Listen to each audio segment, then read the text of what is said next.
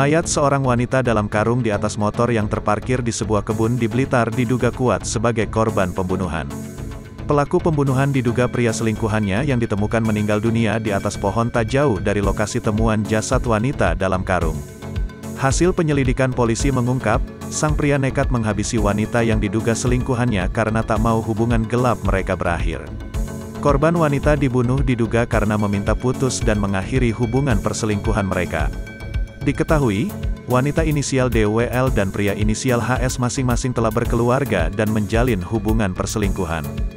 Kasus temuan jasad perempuan dalam karung tak jauh dari lokasi meninggalnya seorang pria di atas pohon di Desa Kawedusan, Kecamatan Ponggok, Kabupaten Blitar, akhirnya menemukan titik terang.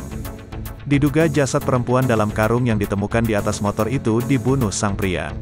Lalu, pria yang diketahui berinisial HS, warga Kademangan, Kabupaten Blitar itu mengakhiri hidupnya di atas pohon.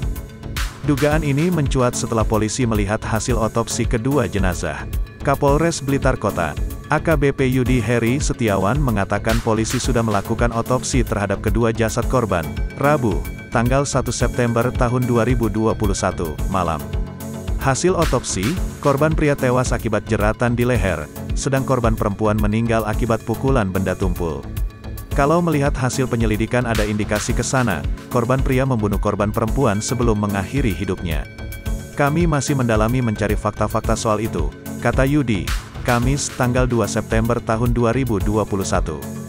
Dikatakannya, polisi masih mengumpulkan keterangan sejumlah saksi untuk mengungkap motif peristiwa tersebut.